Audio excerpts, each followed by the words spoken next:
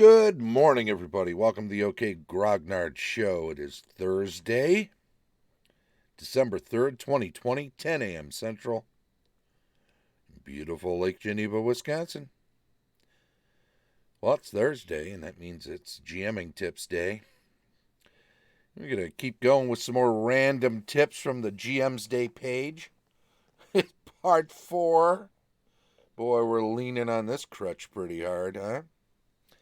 What do you think? Is it worth it? Are they fun? It's kind of neat, just bantering about various things from, just in general about GMing tips. The fact that they come from the GM's Day page is neither here nor there, really, except that I've got some memes I made, so they become little easy things to throw up on the screen. So you don't have to focus too much on my ugly mug. Got my Gary Con virtual DMing shirt on. So, a whole GM's Day theme happening here. As per usual, I got the CMG cap. Anywho. GMing. What's this one say? GMing tip 92. And you know what? The number system. I would just grab a number out of my head. Just randomly. Sometimes I rolled. Sometimes it was something weird like the day after New Year's, I'd use the number of the new year on some of them. Things like that. I think I made one up about pi, so it was GMing tip 3.14. It's whatever stupid little extra joke I could make sometimes was to amuse myself. So this is really cool. So there's this water coming down from above, right? So that's with the light obviously open to the sky. And then there's a big old cave mouth there. Extra exits and entrances just means that more creatures can come and go as they please. Yeah, this is a thing. Having, and even in the earliest creations, dungeons, in OD&D books, you'd see that kind of side view, and they'd show different stairs out and caves out and shafts out and slides in and all this other stuff. And some people don't like having that much when they create a dungeon or an underground complex or a cavern system or whatever. They worry if they have too many openings. And I really don't know what the fear is of that. But I know some people, this is the way in, and I want them to go through this before they get to this. And, if you try to plan that out too much, you remove some of the verisimilitude of potential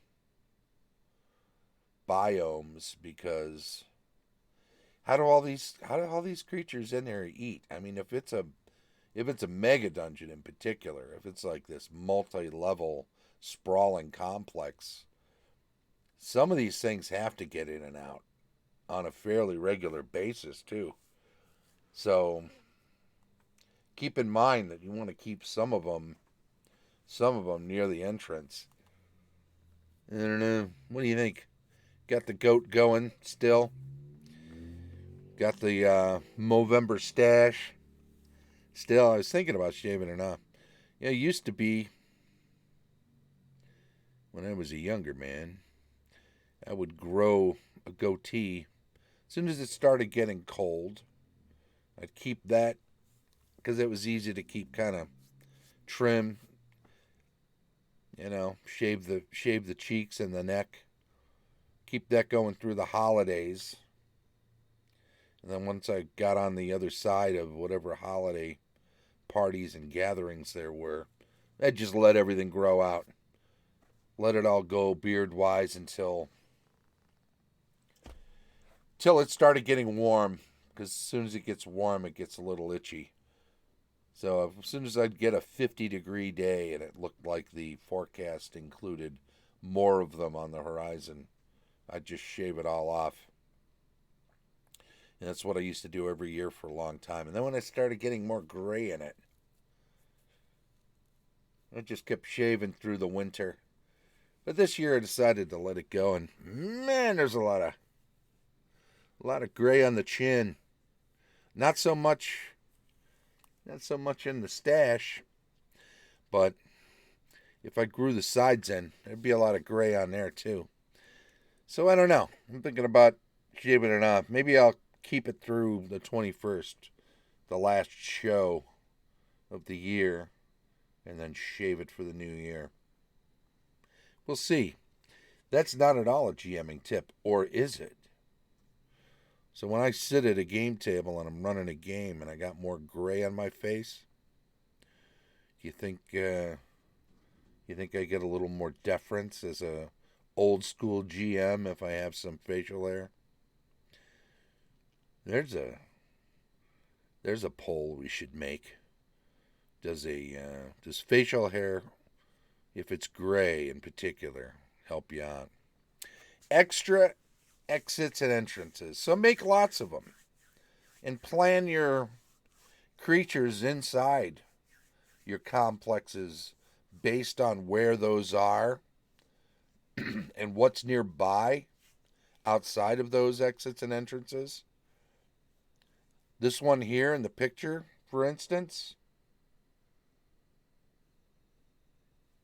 wrong way.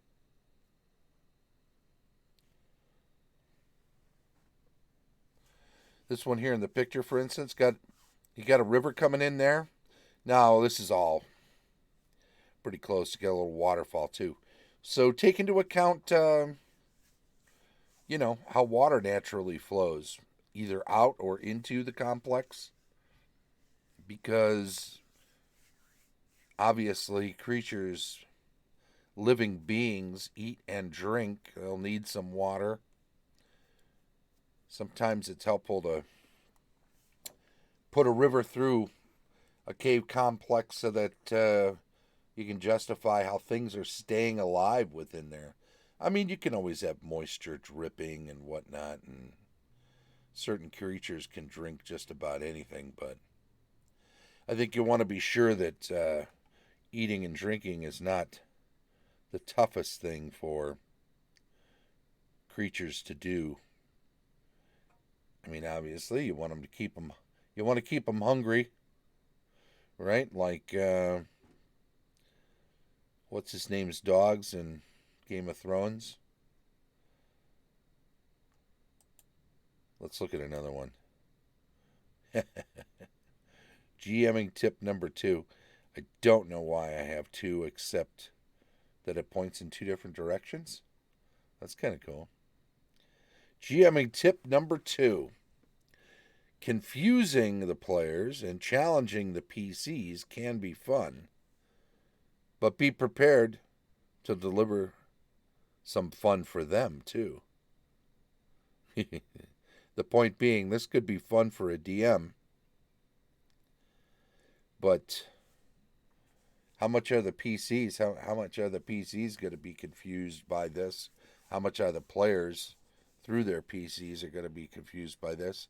And how much are the players going to be frustrated by something as simple as a sign that points in 2 directions and tells you you should go in this direction, but it's pointing in 2 directions?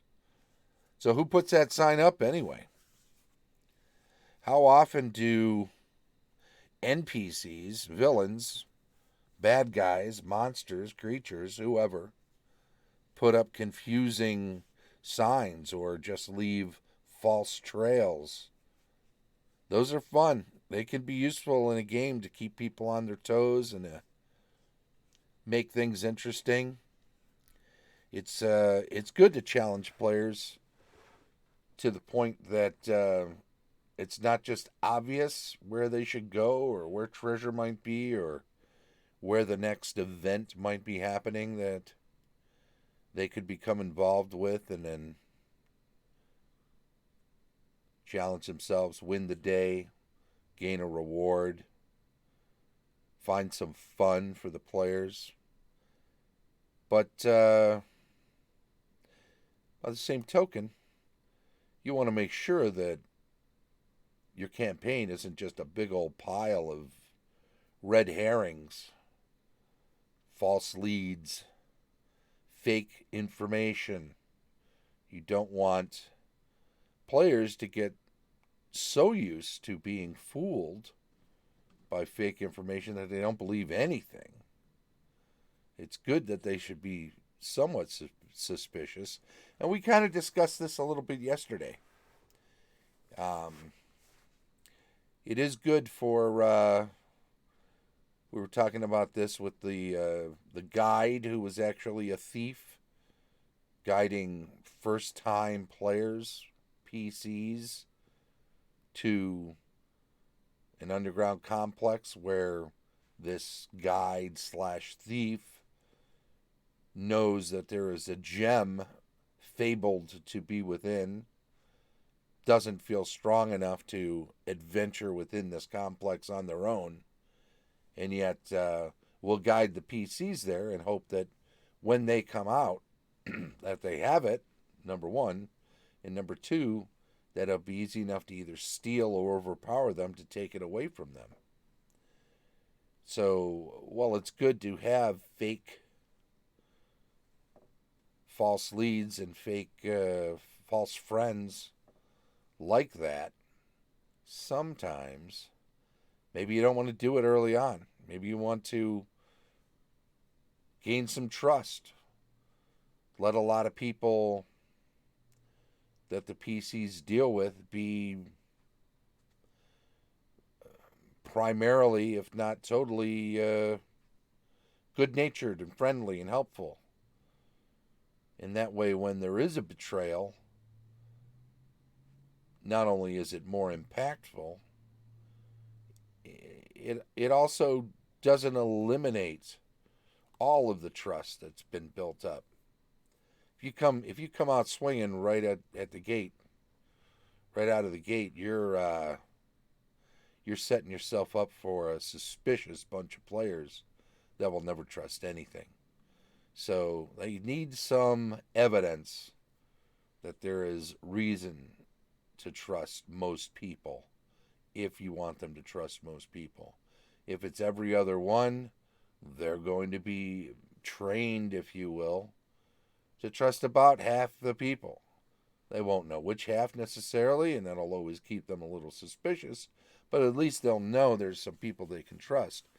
If every time you have NPCs betraying the player characters, then they're going to assume that they're constantly being conned or taken advantage of. So too with signs. So too with trails and information like this. You need to have enough of these that are actually useful and correct and aren't fake. They should be able to track people and find them. They should be able to trust most road signs. And then you can play around with that whole thing a little bit. Once you've gotten them used to the idea that they can trust most things, then fooling them is not a bad thing. And it's good. It keeps them on their toes. And maybe next time they see a sign, maybe they're a little suspicious. But, let the pot warm up slowly. Doesn't have to boil over as soon as you put it on the heat. So there you go. Let's see another one. Oh, we'll see the one that was the cover image from the title placard from today. GMing tip 98.6. Well, that's a reference to temperature, right? Body temperature. And undead, of course, have no body temperature, right? Undead don't have flowing blood, or do they? I guess vampires do have blood that flows. Are they cold-blooded? Are they like a lizard? Well, lizards like to be in the sunlight to warm up, so. GMing tip 98.6. Undead need not be aggressive to be extremely creepy. Well, that is true. So this image is of a, what's it from? It's from this lake that's has a really high, I think it's salt content. And so sometimes creatures that aren't doing well to begin with wind up dying and then just desiccating on top of it, right? And isn't that crazy? But the point being that if this thing started moving or stretching its wings, that would be creepy. Does it need to attack the party? No, not everything has to attack the party. In fact, much like we were just discussing, if there can be undead that has no interest in the party whatsoever, isn't constantly coming to attack and trying to find brains, maybe just milling about, whether it's animals like this, which you could probably get away with more than if they were humanoid or human beings that were dead and now undead. But think about it. There's the whole idea that undead are created by necromancers or evil clerics that animate the dead. And the point behind doing that is to create guardians for some treasure or for some entryway to something, to keep people out or in an area. They are the undead, unliving wall between one thing and another. And they take a command, right? Guard this area. Don't let any living thing pass this area. It's simple commands, but it's a program that they can follow, something that they can do as a task. And that's all well and good, but what happens when the command that's given to some undead, one form or another, doesn't apply to a situation? What if you say, what if an evil high priest creates a bunch of skeletons and says, don't let any elves pass this area, and then the adventuring party doesn't have any elves in it, and they need to get past an area and they see all these skeletons, but the skeletons aren't coming to attack them. They're just kind of milling about, or they're laying around, and every now and then an arm will flop or they'll twitch a little bit for whatever reason just to make it creepy, right? But they don't actually attack. They're not aggressive. Okay, maybe that works. Maybe, and here's an interesting thought, what about a situation where a bunch of skeletal creatures are there? Their command is to not let anyone out. Anybody comes out of a door, out of a particular door that they're in front of, they are programmed, commanded to attack. So when you're going in, just a bunch of skeletons laying around, just a bunch of probably people that tried to get in and died, or who knows how they got all got here. I mean, there's not necessarily any other clues.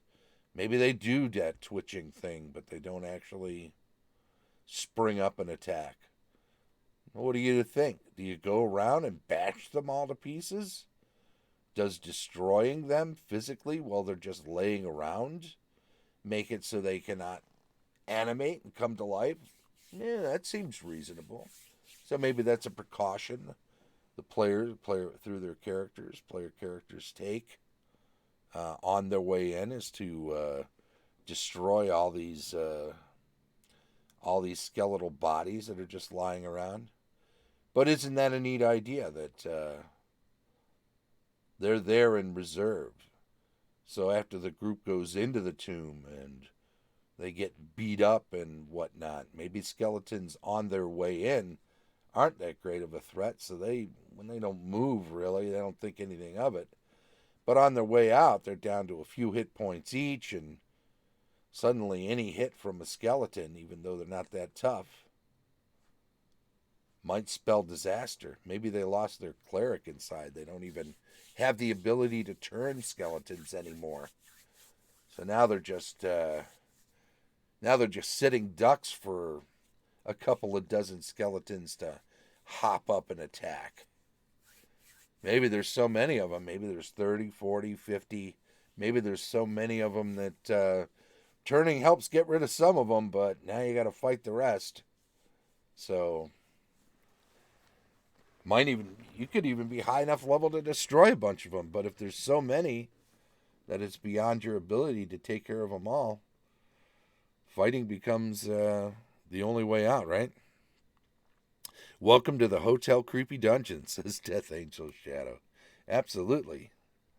The Hotel Creepy Dungeon indeed. Yeah, what if on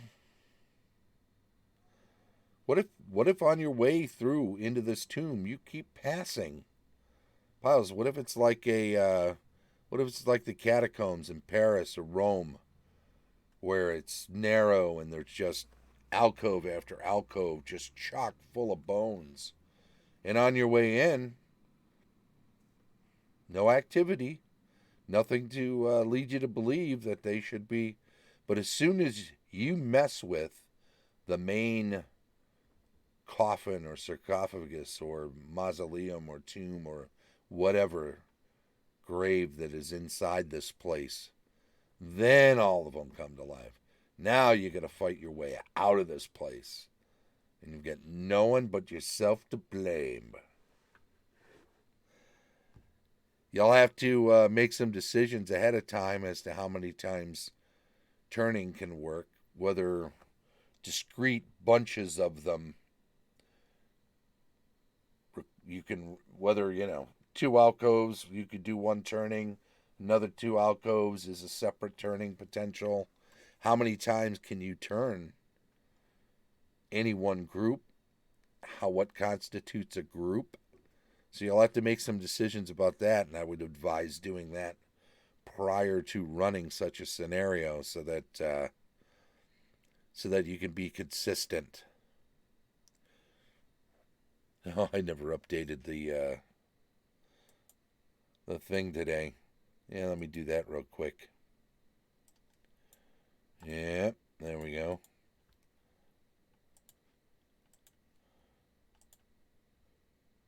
Yeah, there we go. That's from 2 days ago. Jeez, I'm lazy, huh?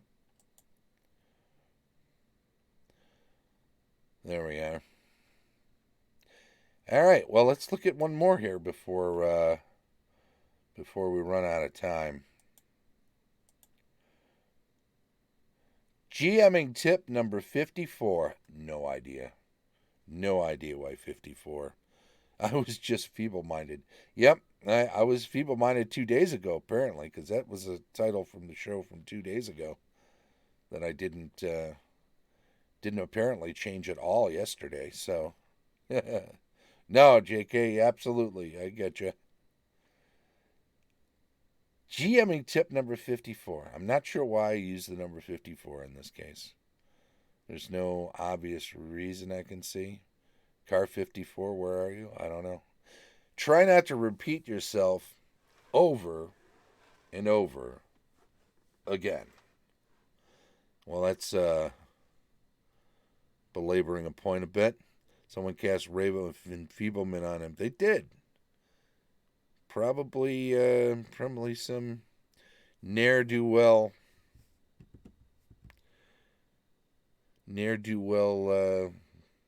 spellcaster from someone else's game, because I could have overruled it if they were playing in my game, right? So repeating yourself over and over again. Yeah, you definitely want to be careful about stuff. It's fun to have running gags, and I'm not talking about writing those sort of things in. Yeah, there's another side thing we could talk about a bit, is humor in the game. Humor, I think, works best when it's extemporaneous, when you're playing RPGs, D&D, whatever. The humor that springs from just what's happening around the table in the moment is usually the most fun. When you try to hard bake, when you try to write stuff that has humor baked into it, a lot of that stuff can fall flat.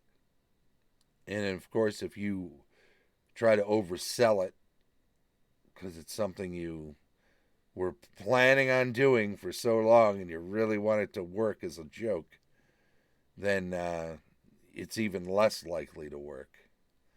And what if you've done a running theme in a dungeon so that there's the same joke gets repeated over and over within the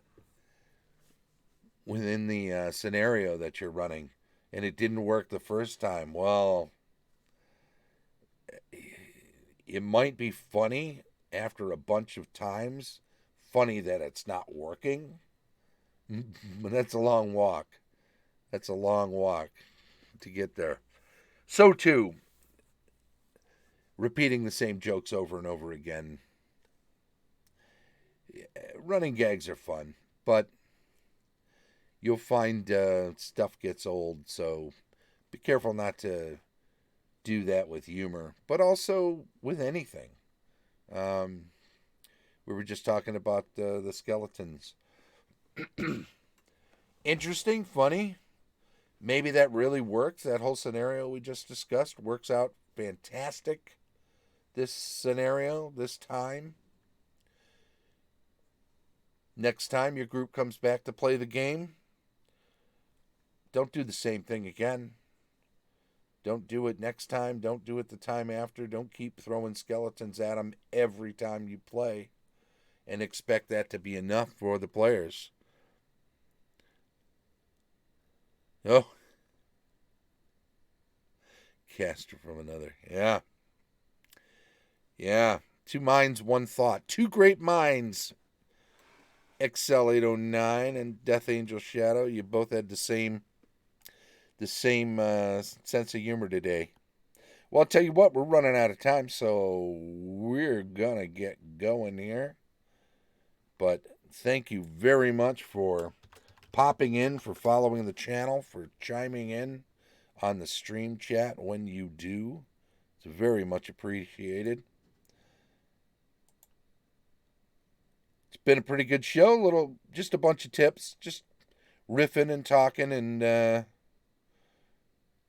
talking about different possibilities and different scenarios and things to watch out for.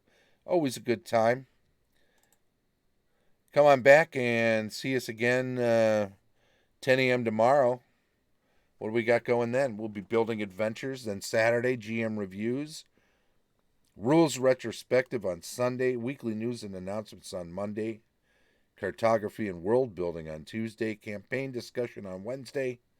And back around the horn to GMing tips next Thursday. If you're catching up with us on YouTube, thank you very much. Please do subscribe to the channel. Make sure you give us a thumbs up for any videos you watch and enjoy.